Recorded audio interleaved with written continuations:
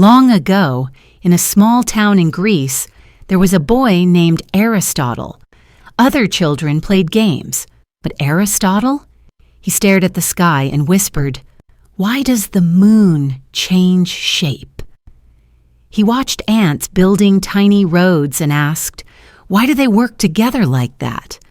Even when he was sick, he held his medicine and wondered, "Why does this bitter drink heal me?" Adults told him, "Stop asking so many questions." But he couldn't stop. Curiosity burned inside him, and that fire would never go out. Part 2. The Student Who Spoke Up. Years later, Aristotle entered the Academy of Athens. His teacher was the famous Plato. Students sat quietly writing down every word, but not Aristotle. Plato said, "The world we see is just a shadow. The real truth is hidden."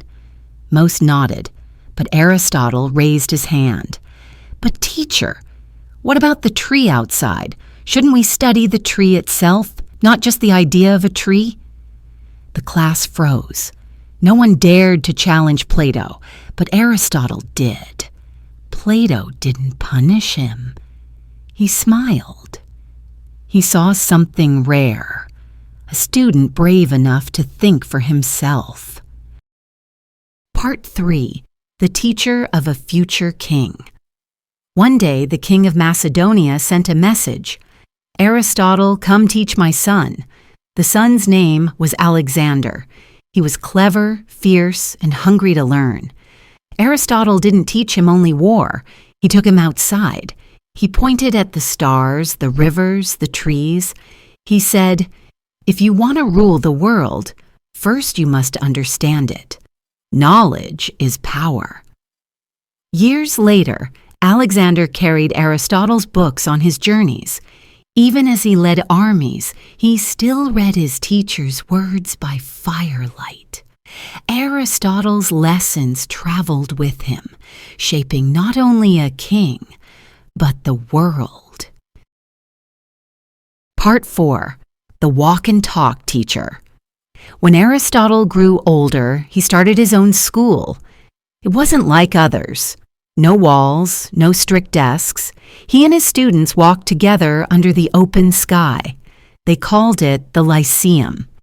As they walked, Aristotle pointed at birds and asked, "Why do wings lift them up?" He picked up stones and asked, "Why do they always fall down?" His students didn't just sit and memorize. They learned by looking, touching, questioning.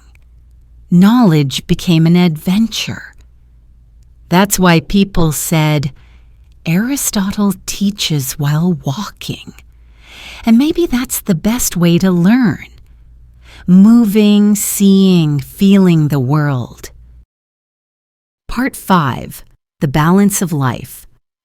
Aristotle believed happiness was not about money, power, or even fame. It was about balance. He said, "Too much courage is foolish. Too little courage is cowardice. But the middle, that is wisdom." He called it the golden mean. His students smiled because it was simple yet powerful. Eat too much, you get sick. Eat too little, you starve. The middle brings health.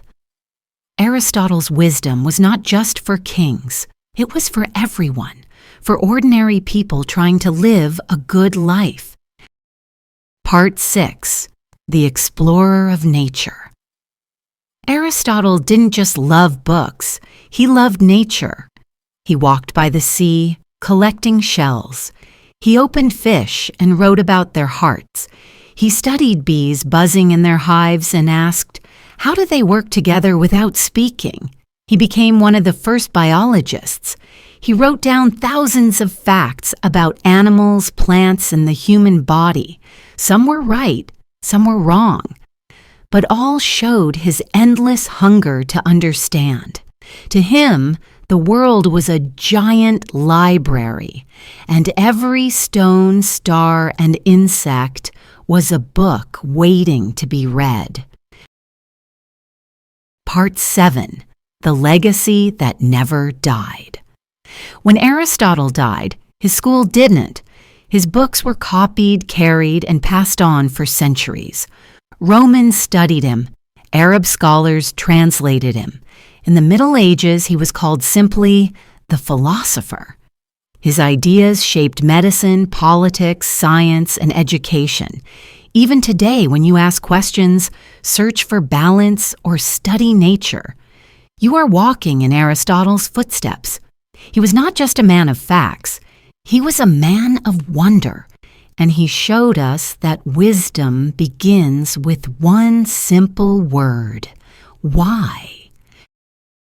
Final thoughts. Aristotle's wisdom is not just old ideas from the past. His lessons about balance, curiosity, and the search for truth are still alive today. Remember, learning is not about knowing everything.